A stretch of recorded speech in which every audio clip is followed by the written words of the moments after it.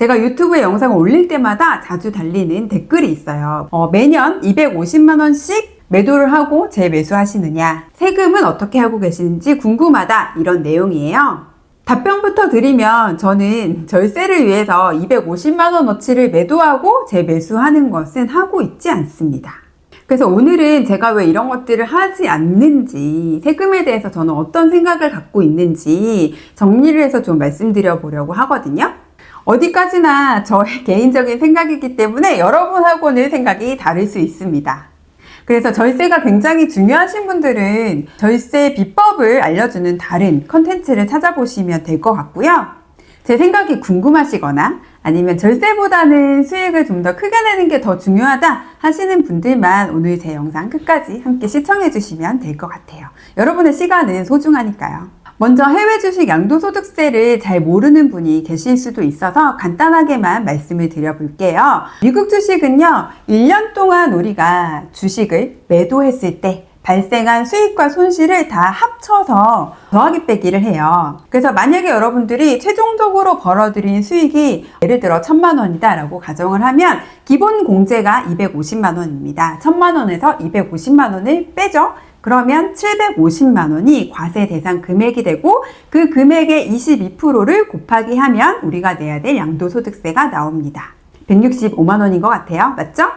그럼 여러분들이 매도를 했을 때 250만원 이하의 돈을 벌었다라고 하면 세금은 없습니다. 만약에 여러분들이 매도를 전혀 하지 않았다면요, 세금이 없습니다. 간단하게 이해되셨죠? 그런데 이 22%의 세율이 많은 분들에게 굉장히 크게 느껴지고 폭탄처럼 느껴지시는 것 같아요. 그래서 유튜브에서도 해외 주식 양도소득세라고 검색을 해보면 미국 주식 잘못하다가는 세금 폭탄 맞는다, 세금 폭탄을 피하는 방법, 이런 식의 썸네일들이 많이 올라와 있거든요. 과연 이게 정말 폭탄인 건지, 우리가 이 22%를 두려워해야 되는지, 이런 것들에 대해서 근본적으로 좀 살펴보고 그 다음에 여러분들이 선택적으로 절세를 하시고 아니면 절세 대신에 나는 수익을 더 크게 키우겠다 라는 선택을 하시면 좋을 것 같아서 오늘은 절세보다 다른 방향으로 말씀을 드리려고 하거든요. 그래서 오늘 내용을 어떻게 꾸려가면 좋을까 고민을 좀 하다가 우리가 매달 내고 있는 세금이 있잖아요. 바로 소득세죠. 그 소득세랑 비교를 좀 해보면 어떨까 싶은 생각이 들더라고요. 여러분은 이 소득세에 대해서 그렇게 깊이 생각 안 하실 거예요. 왜냐하면 원천징수를 하고 주니까. 이미 세금을 떼고 주기 때문에 내 급여에서 세금을 몇 프로 떼갔지? 이런 거 매달 확인하시는 분 안 계시죠? 근데 이거 소득세율을 인터넷에서 검색을 해보면요, 최저 6%에서 최고는 45%까지 나오거든요. 3억 원 넘게 버시는 분들은 양도소득세보다 훨씬 더 많은 세금을 내고 계신 거예요. 우리가 거기에 해당이 되지 않기 때문에 잘 모를 뿐인 거죠. 대부분의 우리들은 4,600에서 8,800만원 이 구간에 많이 몰려 있을 것 같은데요. 이 구간의 세율이 지금 24%로 되어 있습니다. 하지만 번 소득에서 24%를 고스란히 다 세금을 내는 건 아니에요. 기본 공제도 있고 누진세 구조이기 때문에 계산이 약간 달라진다고 합니다. 그래서 제가 GPT에게 진짜로 그러면 어느 정도의 세금을 내는 건지 실효세율을 계산해 달라고 부탁을 해봤어요. 그랬더니 GPT가 이렇게 표로 딱 보여주더라고요. GPT의 계산에 의하면 최저가 5%에서 최고는 약 30% 정도 내는 것 같습니다. 연봉이 5천에서 7천 사이라고 하면 대략 한 10%에서 15% 사이에 세금을 낼 것 같죠? 그리고 소득이 2억 원 이하일 때는 양도소득세보다는 더 적은 세금을 부담할 것 같습니다. 그렇기 때문에 평범한 직장인에게 22%의 세금은 약간 폭탄처럼 느껴지는 게 맞는 것 같아요. 일리가 있습니다. 우리가 정년퇴직할 때까지 일을 해도 2억을 넘기가 그렇게 쉬운 일은 아니잖아요. 그쵸? 그런데 말입니다, 여러분. 행복한 상상을 한번 해볼게요. 만약에 여러분이 출근을 했는데 사장님이 여러분을 부르시는 거예요. 그래서 당장 다음 달부터 당신의 연봉을 2억 5천으로 올려드리겠습니다 라고 얘기를 한다고 가정을 해볼게요. 그럼 여러분 거절하실 건가요? 아, 사장님, 저는 세금 폭탄을 맞고 싶지 않습니다. 그냥 지금 받는 연봉 그대로 받겠습니다. 이렇게 하실 분 혹시 계신가요? 안 계시죠? 세금 폭탄을 맞더라도 더 많이 벌고 싶으시죠? 그게 너무 당연한 심리잖아요. 저는 해외 주식 양도소득세도 이렇게 생각을 하시는 게 바람직하다라고 말씀을 드리고 싶거든요. 미국 주식으로는 2억도, 3억도, 그거보다 훨씬 더 많은 수익도 낼 수 있습니다. 아주 크게 벌고 세금 폭탄 맞으시면 돼요. 세금이 폭탄이라면 수익을 핵폭탄급으로 만드시면 되는 거죠. 지금 제 계좌 잔고의 수익이 약 11억이 좀 넘어가는 걸로 보이는데요. 이걸 제가 올해 안에 전량 매도한다고 가정하면 저는 내년에 세금을 약 2억 5천 정도 내야 합니다. 그런데 여러분 11억 벌고 2억 5천 세금 내면 괜찮은 거 아닌가요? 2억 5천 세금 내기 싫어서 해외 주식을 조금만 하겠다 아니면 조금만 벌겠다 이런 분은 안 계시겠죠? 설마? 물론 저는 이거를 한 번에 다 일괄 매도하지 않기 때문에 또 2억 5천의 세금을 낼 일도 없겠죠. 여러분에게 가장 먼저 드리고 싶은 말씀은 세금은 수익에 매겨지는 거기 때문에 너무 걱정 안 하셨으면 좋겠다 이거였어요. 수익을 크게 내면 크게 낼수록 세금은 오히려 작게 느껴질 수 있거든요. 그런데 이제 적게 벌고 그 안에서 22% 세금을 내고 나면 별로 남는 게 없는 것처럼 느껴지기 때문에 많은 분들이 벌어봤자 남는 게 없네 이렇게 생각하시는 것 같아요. 그래서 조금은 더 장기 투자로 수익을 키우셔서 세금을 내더라도 남는 게 많은 이렇게까지 끌고 가셨으면 어떨까라는 생각이 좀 들더라고요. 이번에는 살짝 다른 이야기를 해볼게요. 여러분 배당 투자 좋아하시죠? 나 대신 돈이 일을 해서 내 월급만큼을 벌어다 주는 거 그러면 나는 파이어 하겠다 이런 분들 많이들 계시잖아요. 그런데 이 배당금은요 15.4%의 세금이 원천 징수가 되거든요. 여러분이 받을 배당금이 100만 원이라고 하면 그 100만 원은 온전히 다 주지 않습니다. 15.4%를 차감하고 줍니다. 근로소득도 마찬가지였죠. 이렇게 15.4% 세금 떼이는 거 싫어서 요즘 많이들 절세계좌 이용하시던데요. ISA, IRP, 연금 계좌 이런 것들 활용해서 투자 많이 하시는 것 같아요. 이런 계좌들에서 여러분이 배당 투자하시면 지금 당장은 세금을 내지 않죠. 나중에 내는 구조인데요. 이런 것들을 과세이연이라고 부릅니다. 이런 과세이연을 통해서 복리효과를 아주 극대화시키는 것들을 여러분 많이 좋아하시잖아요. 그런 측면에서 보면 해외 주식 양도소득세도 과세이연입니다. 물론 ISA나 IRP 이런 것보다는 기간이 확실히 짧지만요. 만약에 제가 올해 1월 달에 주식을 매도했다. 그래서 수익 실현을 했다라고 하면 이것에 대한 세금은 다음 연도 5월 달에 되는 거잖아요. 무려 17개월이나 과세가 이연되는 거예요. 저는 그 사이에 다른 종목에 투자해서 더 큰 수익을 낼 수도 있겠죠. 물론 반대의 경우도 생길 수 있지만 저는 해외 주식 양도소득세가 원천 징수되지 않는 게 너무 좋거든요. 그리고 심지어 손실분은 깎아주기도 하잖아요. 아까 말씀드렸다시피 1,000만 원을 벌었는데 이후에 다른 종목으로 손실을 봤다라고 하면 그 금액만큼은 차감을 해주니까 너무 합리적이고 좋다라고 생각을 하고 있어요. 물론 22%의 세율은 좀 비싸긴 하지만 어차피 조삼모사이긴 하지만 원천징수보다는 저희에게 시간을 좀 더 주고 기회를 좀 더 주는 이 구조가 훨씬 더 마음에 들거든요. 근로소득세 같은 경우도 사실 원천징수하고 저희한테 주지만 연말에 정산 또 하잖아요. 그래서 뱉어야 될 수도 있고 혹은 환급을 받을 수도 있는데 그렇게 아예 처음부터 떼고 주면 그만큼 저축이라던가 투자를 더 적게 할 수밖에 없는 거잖아요. 저는 그래서 원천징수보다는 이렇게 나중에 한꺼번에 내는 이 해외 주식 양도소득세가 훨씬 더 이득이다. 이렇게 생각을 합니다. 네, 제 개인적인 생각이에요. 그리고 아까 말씀드렸다시피 해외 주식 양도소득세는 분리과세고 근로소득, 사업소득, 이자소득, 배당소득 이런 소득들은 다 종합과세잖아요. 종합과세가 되면 건강보험료도 또 많이 올라갈 수 있거든요.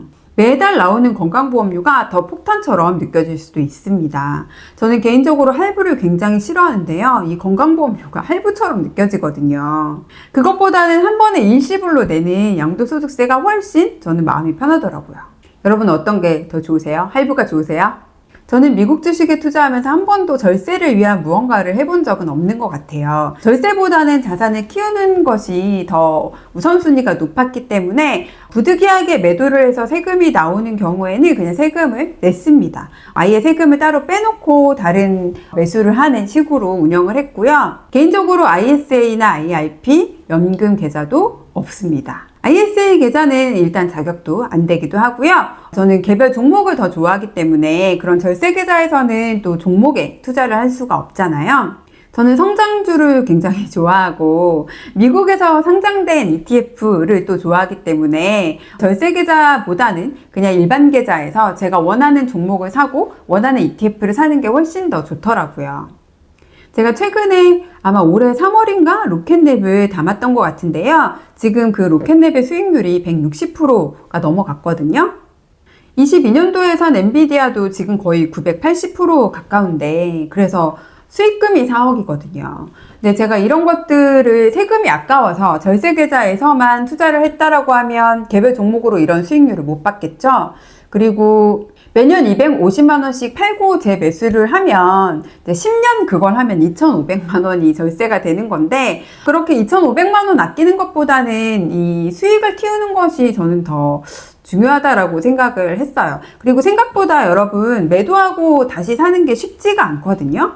그냥 기계적으로 팔았다가 다시 사면 되지 않나요? 라고 이제 생각하시는 분들 계실 텐데, 그렇게 하시는 분도 계실 수 있고요. 근데 사람의 심리라는 게 내가 팔고 나면 일단 수수료 좀 빠지잖아요. 살 때도 수수료 들어가고. 그러니까 팔았던 가격보다는 좀 더 싸게 사고 싶어지거든요. 그렇게 싸게 살려다가 놓치신 분들 정말 많이 봤고요. 며칠 기다렸는데 영영 그 가격이 오지 않아서 못 사신 분들도 많이 봤습니다. 모두가 그렇다는 건 아니에요. 그런 케이스가 있다라는 거고, 요즘 또 떠오르는 이 절세 팁 중에 증여가 있잖아요. 배우자에게 6억까지 증여하면 비과세다라는 게 있는데, 저는 배우자에게 제 주식을 증여할 생각이 없습니다. 제 배우자랑 사이가 안 좋거나 뭐 이혼을 앞두고 있고 그런 거 절대 아니고, 저희는 사이가 좋습니다. 서로 굉장한 믿음을 갖고 있는 사이예요. 하지만 그럼에도 불구하고 제 주식을 배우자에게 증여할 생각 없고 전 차라리 세금을 낼 생각입니다. 제가 살아있는 한은 제가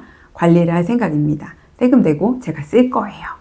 오늘은 이렇게 세금에 대해서 여러 가지 생각들을 좀 말씀드려봤어요. 소득세랑 비교를 해서 사실 평범한 우리가 벌어들이는 소득에 비해서, 거기에서 내고 있는 소득세에 비해서 해외 주식 양도소득세가 크게 느껴질 수는 있다. 하지만 그거는 지금 내 기준이다. 이 해외 주식으로 아주 돈을 크게 벌면 22% 세금을 내고도 남는 돈이 훨씬 클 수 있기 때문에 그 정도의 세금은 감당할 만하지 않을까요? 라고 제 개인적인 의견을 말씀드려봤고요. 배당소득세랑 비교했을 때도 15.4%에 22%니까 6.6% 정도밖에 차이가 나지 않습니다. 그리고 원천징수되는 배당소득세에 비해서 해외 주식 양도소득세는 약간의 과세 이연 효과도 있다. 그래서 우리가 충분히 기회를 더 잡을 수도 있다. 그리고 해외 주식 양도소득세는 종합과세가 아니라 분리과세이기 때문에 직장인들은 얼마를 벌던 간에 건강보험료가 추가로 부과되지 않는 장점도 있다. 이렇게까지 말씀을 드려봤습니다. 세금에 대해서 워낙 많은 분들이 질문을 주셔서 저는 좀 다른 방향에서 생각을 하고 있습니다. 라고 말씀을 드리고자 오늘 영상을 찍어봤는데요. 제가 보면은 아직까지 충분히 수익을 내지 못한 분들까지도 이런 고민을 많이들 하시더라고요. 중요한 것은 일단 충분히 벌고 나서 절세를 하셔도 되고 벌고 나서 고민을 하셔도 될 일이다 라는 생각이 좀 들거든요. 굳이 지금 수익이 1,000만 원도 안 났는데 1억도 안 났는데 250만 원을 팔고 다시 사고